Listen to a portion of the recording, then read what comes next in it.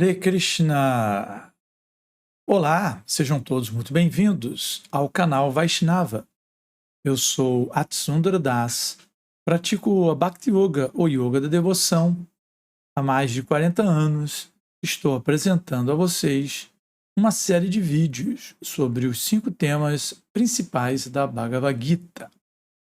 Então, no primeiro vídeo, nós contextualizamos a Bhagavad Gita, ou o Bhagavad Gita, esse livro transcendental. No vídeo 2, nós falamos sobre o primeiro tema principal do Bhagavad Gita, que é sobre a alma espiritual, ou Diva. Se vocês não assistiram a esses 2 primeiros vídeos, corre lá e assista para a gente poder dar sequência neste mergulho no conhecimento transcendental da Bhagavad Gita. Bom, neste vídeo de hoje nós falaremos sobre o segundo tema principal da Bhagavad Gita, que é sobre o karma. Muito bem. Na Bhagavad Gita, no capítulo 1, que é Observando os Exércitos no Campo de Batalha de Kurukshetra, nós temos ali a construção do cenário, ou seja, há uma batalha acontecendo, uma batalha iminente. Arjuna e Krishna estão ali no centro, minutos antes da batalha, no centro do campo de batalha, e Arjuna começa a questionar a Krishna a validade de estar ali naquela situação, prestes a iniciar uma guerra onde parentes iriam lutar contra parentes sobre o domínio do império, da dinastia Kuru. Então, isso é apresentado no capítulo 1. No capítulo 2, há um resumo do conteúdo do Gita, e neste resumo, o tema da diva, ela é tratada extensivamente por Krishna. Então, o primeiro vídeo, que trata dessa contextualização, ele estaria muito ligado ao primeiro capítulo da Bhagavad Gita. E o vídeo número 2, o segundo vídeo, onde tratamos da diva, ele está muito ligado a este segundo capítulo da Bhagavad Gita, que é o resumo do conteúdo do Bhagavad Gita. Então, nós podemos dizer que o resumo do conhecimento do Bhagavad Gita é o conhecimento sobre a alma espiritual, que é um tema altamente importante e foi tratado no segundo vídeo da série. O capítulo 3, ele é conhecido como Karma Yoga. Capítulo 4, o conhecimento transcendental. O capítulo 5, Karma Yoga, ação e consciência de Krishna. E o capítulo 6, Dhyana Yoga. E aí nós temos 1/3 da Bhagavad Gita, porque a Bhagavad Gita contém 18 capítulos. Então, agora, do capítulo 3 ao 6, nós estaremos falando de Yoga. Especificamente de Karma Yoga, Buddhi Yoga, Dhyana Yoga. E nós vamos resumir todo esse conhecimento dentro desse tema do karma. Beleza. Então, nós vamos falar agora do karma. Bom, o que acontece é que Arjuna, ele questiona Krishna da seguinte maneira. Ele fala: ó Janardana, ó Keshava, se você acha que a inteligência é melhor do que o trabalho fruitivo, por que você quer que eu lute nesta guerra terrível? Ou seja, por que Krishna queria que Arjuna agisse dentro da sua posição como um guerreiro, lutando, tirando vidas, né? Trazendo essa questão terrível da guerra, lutando em uma guerra, né? Tirando a vida de pessoas, né? Deixando famílias desprotegidas, etc, etc. Então, Arjuna, ele questiona, ele faz essa questão. Se você acha que a inteligência, a posição de conhecimento é superior à ação, por que você quer que eu haja? Então, a palavra karma, ela é traduzida literalmente como atividade, como ação. É claro que aqui no Ocidente, nós acabamos conhecendo o karma como lei da ação e reação. Isso porque não apenas em questões espirituais mas em qualquer outro tipo de questão, questões políticas, questões sociais, até mesmo questões físicas, para cada ação há uma reação.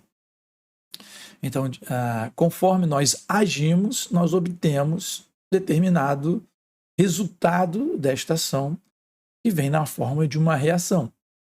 Ou seja, se nós fazemos algo muito bom, provavelmente teremos um resultado muito bom. Você se dedica, se você estuda, você cumpre seus deveres de estudante, provavelmente, como reação, você vai passar de ano, vai conseguir boas notas. O contrário também é verdadeiro. Você negligencia os estudos, não vai à aula, falta, tem uma atitude desrespeitosa dentro de uma sala de aula, não reconhece o conhecimento que lhe é passado, você, pronto, provavelmente como reação, não irá passar de ano. Então, nós conhecemos o karma como esse conjunto de ação e reação. Bom, quando Arjuna faz essa pergunta a Krishna, por que você quer que eu lute? Por que você está me impelindo à ação?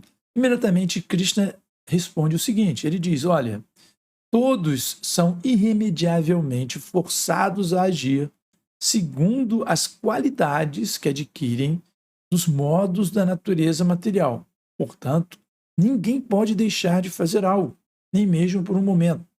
Ou seja, todos nós estamos agindo de uma forma ou de outra. E na maioria das vezes nós estamos agindo compelidos pelos modos da natureza material.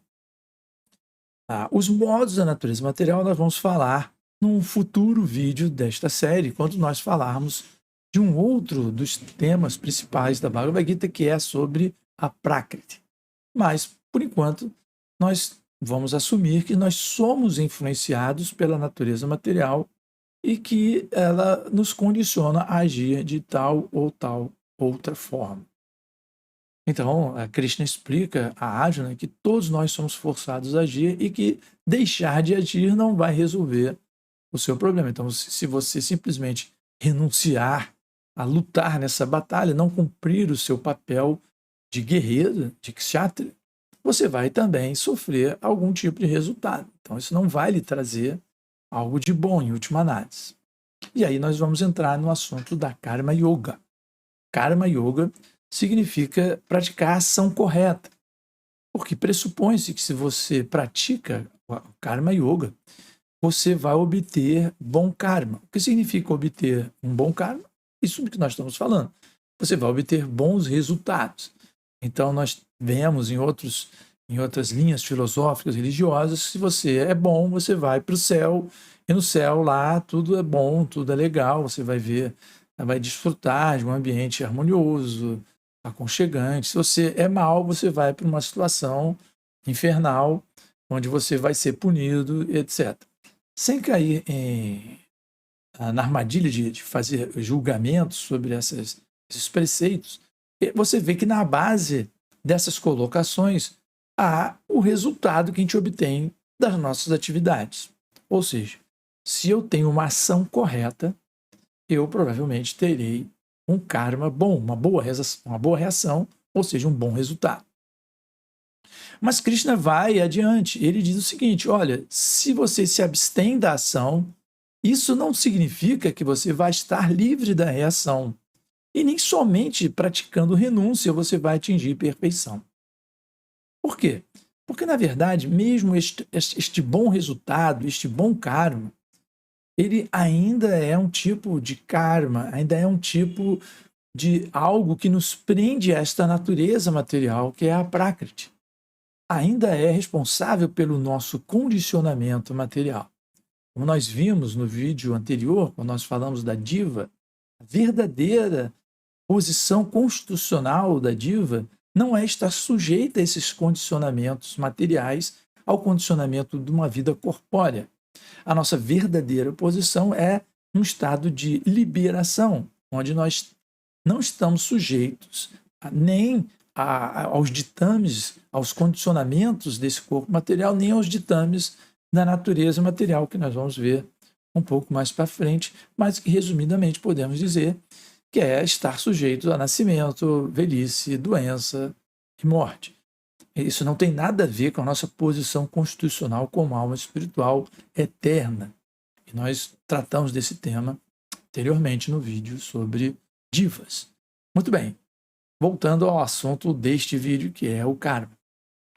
Então, mesmo esse karma bom, mesmo se você vai a um planeta celestial, mesmo se vai desfrutar do bom resultado da sua vida, esse resultado ele é temporário. Em algum momento, o mérito que você adquiriu para estar lá num planeta celestial, no céu, desfrutando, ele também vai acabar. É isso que não é tratado com muita propriedade em outros sistemas religiosos ou filosóficos. É apresentado que estaremos eternamente numa condição celestial, o que não é verdade, porque estaremos eternamente liberados desse condicionamento material unicamente se nós voltarmos à nossa condição constitucional da alma num relacionamento eterno com a personalidade de Deus. Qualquer outra situação dentro da natureza material, seja num plano intermediário como este que nós vivemos, num plano inferior ou num plano superior, celestial, ainda assim há um condicionamento e nós ainda estamos nesse ciclo de nascimentos e mortes, que é o samsara. Bom, então Krishna ele diz que existe uma perfeição a ser alcançada. É quando ele diz o seguinte, que quando nos abstemos da ação, isso não significa que estaremos livres da reação e não significa que atingiremos a perfeição. Muito bem. Então, como faremos para atingir essa perfeição e como ficaremos de uma vez livres desta reação, que, por última análise, seja ela boa ou ruim, ela causa o nosso aprisionamento dentro da natureza material. Então, Krishna, ele apresenta uma questão muito interessante, que é a ação na inação e a inação na ação, que é um conceito um pouco avançado, mas podemos explicá-lo. O seguinte, quando você não age quando deveria agir, você ainda assim vai sofrer resultado. Por exemplo, se Arjuna simplesmente não lutasse naquela batalha, ele aparentemente estaria num estado de inação. Mas esse estado de não agir, de inação, iria sim provocar ação. Ou seja, ele estaria simplesmente renunciando a agir, mas ele sofreria o resultado. Ele teria o seu reino usurpado, ele teria provavelmente as suas esposas de alguma forma ou violentadas ou pelo menos empobrecidas, enclausuradas. Ele sofreria uma série de reações por não estar lutando na batalha, porque ele perderia a batalha e teria que lidar com essa reação. Então, qual é a proposta de Cristo? Como é que nós conseguimos, então, uma inação mesmo agindo? É o seguinte, se ele agir em consciência de Krishna, e por isso que Krishna começa a explicar ação em consciência de Krishna, ou seja, se ele segue as instruções de Krishna, se ele avança no conhecimento espiritual e tudo que ele faz é dedicado ao avanço espiritual e a facilitar o avanço espiritual de outras pessoas de acordo com as instruções de Krishna, então, agindo, ele vai se livrando de toda a reação, porque ele não está mais agindo no âmbito material, ele está agindo no âmbito transcendental. E aí ele se livra de todas essas reações, as reações deste trabalho, deste tipo de ação, elas vão cessando. E é o que Krishna diz que é a inação na ação. E, por fim, o Senhor Krishna explica que a ação em consciência de Krishna é a verdadeira inação. Isso é tratado no capítulo 5 do Bhagavad Gita, que é intitulado Karma Yoga, ação em consciência de Krishna. Ou seja, não é apenas a Karma Yoga materialista que nos faz apenas desfrutar de bons resultados, mas a ação na consciência de Krishna faz com que nos livremos de qualquer tipo de resultado que nos condicione, que nos aprisione dentro da natureza material. Ainda sobre o karma, é preciso dizer que há alguma confusão sobre karma e busca por justiça. Por exemplo, quando nós vemos uma pessoa sofrendo na mão de um meliante, por exemplo, às vezes nós vemos pessoas que matam outras pessoas. Então nós vamos dizer, a pessoa morreu por causa do karma. Bom, isso pode ser verdade, mas isso então extinguiria o sentido de buscar uma justiça, ou seja, a pessoa foi assassinada porque merecia, e então nós livramos o assassino de qualquer culpa, nós o isentamos de ter que pagar alguma penalidade? Obviamente que não, porque a complexidade da ação e reação é o seguinte: a todo momento nós estamos sofrendo resultado de ações anteriores, mas também estamos produzindo novas ações que vão, por sua vez, produzir novos resultados. Então, nesse exemplo de um assassinato, por exemplo, a pessoa que está perpetrando o assassinato, ela está agindo, está propondo, realizando uma ação, e ela vai sofrer as reações dessa ação também. Provavelmente ela vai ser presa, julgada, eventualmente condenada, enfim, em alguns países, ela vai até sofrer uma pena de morte por causa de um crime hediondo. E a pessoa que sofreu o crime, provavelmente ela estava numa condição em que anteriormente ela fez também algo ruim, ela está ali colhendo também os frutos. Mas devido a essa complexidade, é muito difícil a gente dizer em que momento nós estamos colhendo um fruto, gerando um fruto. Então não vale a pena a gente tentar correr atrás desse fio, né? Quem está sofrendo, quem está realizando. Basta que a gente entenda essa complexidade e que a gente se propõe inicialmente a praticar o Karma Yoga, que é ações baseadas em ações corretas, em valores corretos, e dar esse salto transcendental e agirmos em consciência de Krishna quando, de fato, nos livraremos de todo o resultado. Bom, por último, que nós podemos também falar sobre o karma, que é a relação entre karma e eternidade. Bom, como nós vimos no segundo vídeo da série sobre Diva, que é o primeiro tema que nós tratamos, nós vimos que a nossa verdadeira posição é como uma alma espiritual eterna. Então, tudo que é relacionado ao karma, ele é temporário. Ou seja, ele não existia anteriormente, quando nós estávamos num estado original. Ele passa a existir quando estamos nesse estado condicionado, e quando nos livramos desse condicionamento, ele deixa de existir. Então, o karma, entre todos esses temas do Bhagavad Gita, ele é o único e é temporário, ele não é eterno. Os outros temas todos, como a Diva, o Isvara, a Prakriti, e por fim, o último tema, que é Kala, o tempo eterno, eles são todos eternos, mas o karma não é eterno. Bom, espero que vocês tenham apreciado. Deixem aí seus comentários. Eventualmente, se houver oportunidade, podemos futuramente desenvolver algum tema relacionado a este ou outros temas desta série de vídeo em oportunidades futuras. E eu aguardo vocês no próximo vídeo da série, quando falaremos sobre Ishvara. Espero que todos tenham apreciado.